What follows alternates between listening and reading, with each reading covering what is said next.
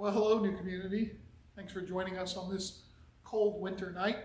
The weather has not cooperated for us to gather together, and so thankfully we can still be together online. So thanks for tuning in and joining us. I don't want to keep you a long time. A lot of the normal things that we would do in the service are unavailable to us, but I didn't want to just let it go because I think there's some important things that we can look at. We've been working our way through these fear not passages, and there's one of them that I really wanted to talk to you about, but it just didn't quite have enough for a full deal. And so tonight is the perfect night for it. And so we've been talking the last several weeks about the fact that the Bible tells us over and over to fear not. But it doesn't say it in a vacuum. God doesn't just say, hey, don't be afraid, and then move on. It's always in context. He says, don't be afraid because. And then he gives us a reason why we cannot be afraid. And so we've just been systematically looking at those because we live in a world with a lot of reasons to be afraid right now. There's a lot to concern us and to burden our hearts. But the consistent message of the Bible is that God is with us. And we can trust him, and we can take courage in him, and we can trust his support and his care and his grace. So we've just been looking at those fear not passages. And so tonight I want to look at one of my very favorite fear not passages, and it's found in Isaiah chapter 41. And this is a pretty well-known verse. It says, this is Isaiah 41, verse 10, and it says, don't be afraid, I am with you.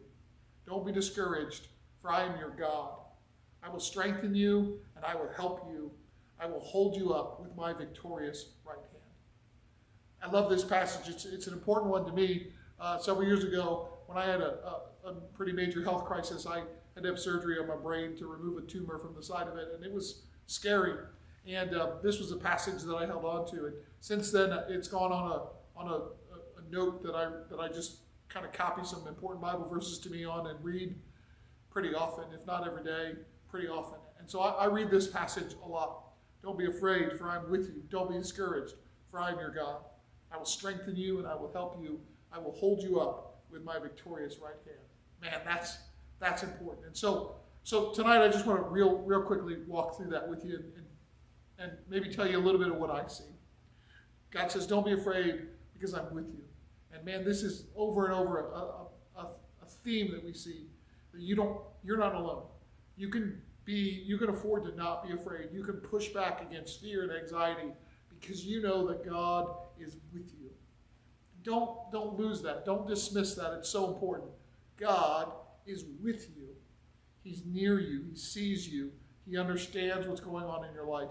He's close by to you. He's not distant. He's not way off there somewhere in the sky, worried about kind of important things, but occasionally you bug him enough to come down and deal with you. He's near you because he loves you. He's with you and he sees you. You can afford to not be afraid because you know you're not alone.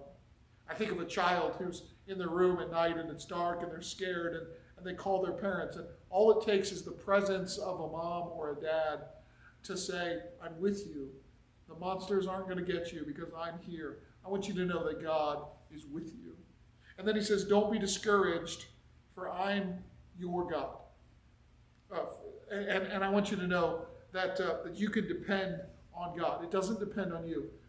As I face hard things, difficult things, things that are bigger than me, it's easy for me to get discouraged and to look at the problems and to look at the obstacles and say, I don't have an answer to this. I don't have the resources to overcome this. I don't know what to do. And what this passage tells us is, God says, don't be discouraged because I am your God. The God of the universe, the God who spoke the universe into existence, who created time and space. He is your God. He's with you. He's got the ability. It doesn't depend on you and on your resources and on your wisdom and on your cleverness. God is near and you can depend on him. He is the one who's your God. And then God says, I will strengthen you and help you.